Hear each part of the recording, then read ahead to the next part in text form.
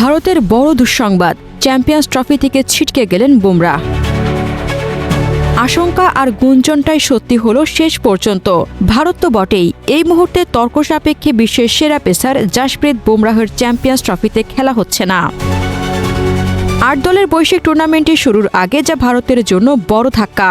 Champions ট্রফির জন্য গত ১৮ জুন ভারত ১৫ জনের তালিকা ঘোষণা করেছিল, যেখানে বুমরাহকে রেখেই নাম জমা দিয়েছিল ভারত।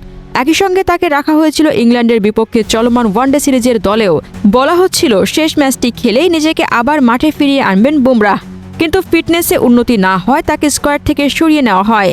বিসিসিআইয়ের তরফে বলা হয়েছিল শেষ মুহূর্ত পর্যন্ত দলের সেরা পেসারের জন্য অপেক্ষা করতে চায় তারা। তবে ক্রিকেট বিষয়ক ওয়েবসাইট ক্রিক ইনফোর খবর, সম্প্রতি বেঙ্গালুরুতে বিসিসিআইয়ের সেন্টার অব এক্সিলেন্সে বুমরাহ পিঠের স্ক্যান করা হয়েছে। সেখানে আশানুরূপ ফল পাওয়া যায়নি, যে কারণে শীঘ্রই বোলিং অ্যাকশনে ফেরা হচ্ছে না তার। এর আগে অস্ট্রেলিয়ার মাটিতে ২০২২ টি-20 বিশ্বকাপও খেলতে পারেননি চোটের থাবায়। এ নিয়ে আইসিসির দ্বিতীয় টুর্নামেন্ট থেকে ছিটকে গেলেন তারকা এ পেসার। বুমরাহর বিকল্প হিসেবে তরুণ হর্ষিত রানাকে ভারতের স্কোয়াডে নেওয়া হয়েছে। ইংল্যান্ডের বিপক্ষে প্রথম ওয়ানডে খেলেছেন ডানহাতি এই পেসার। গত জানুয়ারিতে সিডনি টেস্টে শেষ খেলেছিলেন বুমরাহ।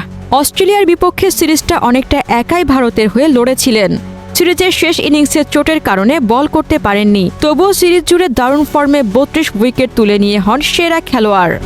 পিঠের চোটের কারণে তাকে ৫ সপ্তাহের বিশ্রাম দেওয়া হয়েছিল। ফেব্রুয়ারির তৃতীয় সপ্তাহে বিশ্রাম শেষ হওয়ার কথা ছিল। ভারত চ্যাম্পিয়ন্স ট্রফিতে আছে, বাংলাদেশের সঙ্গে এ গ্রুপে। ২০ ফেব্রুয়ারি দুই দল নিজেদের প্রথম ম্যাচ খেলবে দুবাই আন্তর্জাতিক ক্রিকেট স্টেডিয়ামে। এরপর ভারত পাকিস্তান ও নিউজিল্যান্ডের বিপক্ষে খেলবে যথাক্রমে ২৩ ফেব্রুয়ারি ও ২ মার্চ।